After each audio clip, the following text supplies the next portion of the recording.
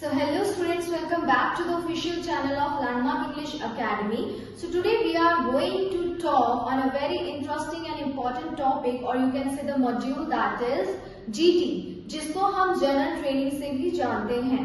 अब IELTS के दो टाइप्स होते हैं, एकेडमिक बेसिस और GT यानी कि general training basis.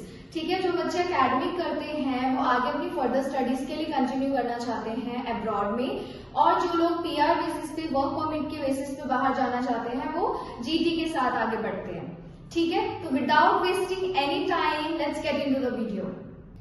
Okay students, so getting into the depth of the topic, that is if we अगर हम बहुत ही ध्यान से समझें कि IELTS में एकेडमिक और GT का क्या रोल है, तो हम इस फ्लो चार्ट की मदद से बहुत अच्छे से समझ सकते हैं।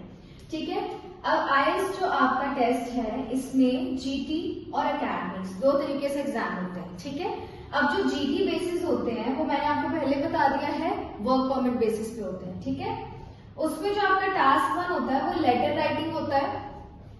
इसमें एकेडमिक्स में जो आपका टास्क 1 होता है वो रिपोर्ट राइटिंग होता है। क्लियर? जो टास्क 2 होता है GT में वो एसे राइटिंग होता है, सेम एज एकेडमिक्स में भी एसे राइटिंग होता है, जो कि कॉमन होता है दोनों के बीच में, between academic and GT। The difference is only letter writing and report writing. तो आज हम देखेंगे कि GT में हम लेटर राइटिंग कितने टाइप्स के होते हैं और हम उन्हें कैसे लिख सकते हैं। हमने ये तो समझ लिया कि IELTS में एकेडमिक्स और GT का क्या रोल होता है। अब हम देख लेते हैं कि अगर हम GT के लेटर्स लिख रहे हैं जनरल ट्रेनिंग के, तो उसका एग्जैक्ट मीनिंग क्या होता है। ठीक है, तो GT लेटर्स अगर हम देखें तो ये 3 टाइप्स के हो सकते हैं, that is formal, semi formal और इनफॉर्मल। ठीक है, these letters are to test your ability to communicate effectively in English। ये लेटर्स क्यों लिखवाए जाते हैं, इन लेटर्स की प्रैक्टिस क्यों करवाई जाती है, ताकि ये आपकी एबिलिटी को टेस्ट कर सके कि आप कम्युनिकेट कर रहे हो इफेक्टिवली इंग्लिश में या नहीं। ठीक है, next is it is a written response. ये एक रिटन रिस्पॉन्स होता है टू अ गिवन सिचुएशन और टास्क। आपको कोई सिचुएशन या कोई टास्क हो सकता है, उसका एक रिस्पॉन्स आप कैसे रिटर्न में देते हो इन IELTS और जनरल ट्रेनिंग टेस्ट राइटिंग। तो हमने ये तो देख लिया कि GT लेटर्स क्या होते हैं, उनकी प्रॉपर डेफिनेशन क्या होती है। ठीक है, तो अब मैंने 3 टाइप्स के आपको बताए थे, that formal, semi formal and informal. ठीक है, अब फॉर्मल लेटर्स कौन से होते हैं, जो हम किसी कंपनी को या किसी हायर अथॉरिटी को लिखते हैं। ठीक है, the next one is semi formal. Semi formal हम किसी नेबर को, किसी कलीग को लिखते हैं। ठीक है, इनफॉर्मल हम किसी फ्रेंड को, रिलेटिव को या किसी फैमिली मेंबर को लिखते हैं। ठीक है, अब हायर अथॉरिटीज को आप म्यूचुअली नहीं जानते हो। ठीक है, पर्सनली आप उस इंसान को नहीं जानते हो, वेदर अ कंपनी और अ हायर अथॉरिटी। ठीक है, तो हम इसमें क्या करते हैं, हम सर, मैडम करके बात करते हैं। ठीक है, सेमी फॉर्मल में हम मिस्टर, उसका last name, for example Gupta, Singh. अब थर्ड में जो इनफॉर्मल होता है उसमें आप अपने फ्रेंड का, रिलेटिव का, किसी का भी नाम लिख सकते हो, लाइक डियर अमन, दी। Friends, coming to the structure of your GT letters. आपका GT लेटर प्रॉपरली कैसा होता है या कैसा दिखता है। ठीक है, अगर हम बात करें first and the foremost important step की, that is the opening of your letter, जिसको हम सैल्यूटेशन भी बोलते हैं। ठीक है, सैल्यूटेशन अब मैं फॉर्मल, सेमी फॉर्मल और इनफॉर्मल के हिसाब से बताऊंगी कि हम आगे कैसे उसको स्टार्ट करते हैं। सैल्यूटेशन प्रोसेस में जब हम फॉर्मल लेटर लिख रहे हैं तो we need to write dear sir और मैडम।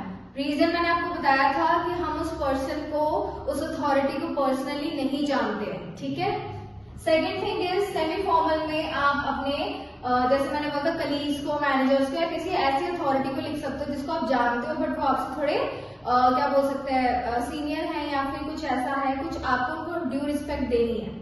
ठीक है, तो उसकी जगह हम क्या लिख सकते हैं, डियर मिस्टर स्मिथ, उनका सरनेम बोलते हैं यहाँ पर। ठीक है, हम डियर स्मिथ, मिस्टर स्मिथ, यहाँ पे फर्स्टली उनका, यहाँ पे सर मैडम है, यहाँ पे उनका क्या आएगा, सरनेम आएगा। अब इनफॉर्मल में हम देखें, इनफॉर्मल में हम किसी फ्रेंड को, रिलेटिव को या फैमिली मेंबर को लिखते हैं लेटर, तो हम डायरेक्टली फॉर्मेलिटी नहीं करेंगे, डायरेक्टली उनका नाम लिख देंगे, हाय जॉन, हाय जॉन, ठीक है। अब नेक्स्ट स्टेप आता है हमारा इंट्रोडक्शन, ठीक है। इंट्रोडक्शन में हम क्या करेंगे, हमें मेंशन करना है पर्पस। क्या मेंशन करना है हमने, पर्पस। जैसे हम स्कूल टाइम में एप्लीकेशन नहीं लिखते थे प्रिंसिपल को या फिर हेडमास्टर को, वाइस प्रिंसिपल को, ठीक है। एप्लीकेशन में हम एक चीज मेंशन करते थे, वो था सब्जेक्ट, है ना। हमारे एप्लीकेशन का सब्जेक्ट क्या, सिक लीव एप्लीकेशन या फिर नॉट वेल एप्लीकेशन, जो भी हम लिखते थे। हॉलीडेज के लिए आपको एप्लीकेशन देनी हो, कोई आपने कॉरिडोर वगैरह में आपने कोई न्यूसेंस या फिर कोई नोटोरियस चीज की हो जिसको आपको पनिशमेंट मिले, आपने सॉरी फील करने के लिए लिखा हो, ठीक है, अपॉलॉजी लेटर, तो उसमें हम लोग क्या लिखते थे, सब्जेक्ट लिखते थे। अब सब्जेक्ट ये इनडायरेक्टली आपको वही सब्जेक्ट, यानी कि पर्पस क्या है आपका लेटर लिखने का, ठीक है।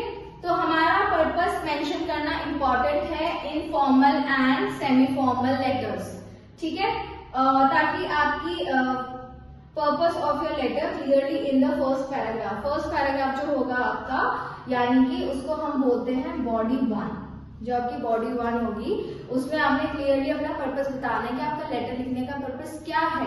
आप अपने फ्रेंड को लिख रहे हो, ठीक है, या आप अपने कलीग को लिख रहे हो, या फिर आप किसी अथॉरिटी को लिख रहे हो, क्या रीजन है वो। I am able to make your points clear and easy to understandable, okay. So अगर हम देखें point third, that is main body, ठीक है। फर्स्ट हमने बात की थी कि हम सैल्यूटेशन यानी कि ओपनिंग कैसे करेंगे, सेकंड हम इंट्रोडक्शन कैसे लिखेंगे, एंड थर्ड वन इज हम मेन बॉडी कैसे बनाएंगे, ठीक है। First and the foremost important thing is address the specific points that are mentioned in the task prompt. अब जो आपका टास्क प्रॉम्प्ट होता है उसमें कुछ पॉइंटर्स आपको दिए होते हैं, पॉइंट्स दिए होते हैं जिनको आपने मेंशन करना होता है, ठीक है। और second thing is organise your ideas into 2 to 3 short paragraphs. आपने अपना जो आइडिया है उसको ऑर्गेनाइज करना है within 2 to 3 short paragraphs में, ओके।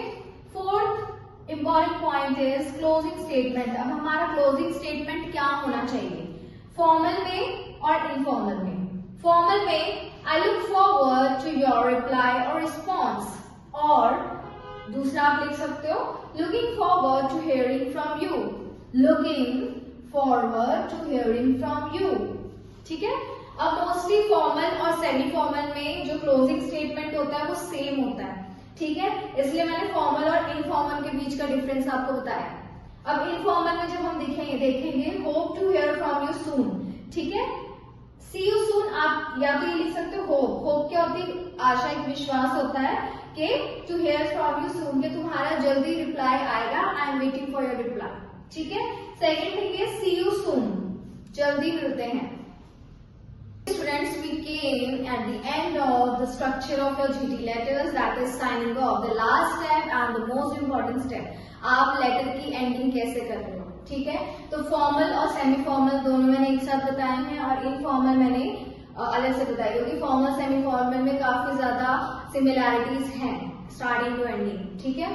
तो फॉर्मल लेटर में जब हम योर सिंसियरली लिखते हैं, ये हम सेमी फॉर्मल में लिख सकते हैं। योर सिंसियरली का मतलब होता है जिस इंसान को आप जानते हो, ठीक है, if you know the name, उसका नाम आप जानते हो, ठीक है।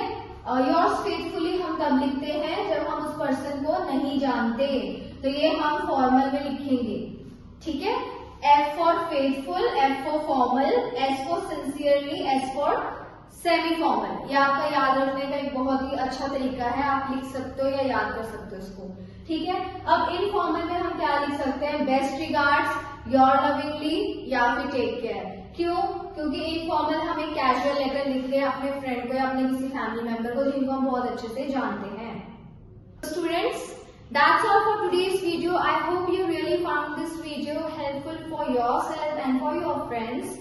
If you have any suggestions, queries or recommendations, please comment down below, and please do like, share, subscribe this official YouTube channel Landmark English Academy to keep updated yourself for the upcoming informative videos.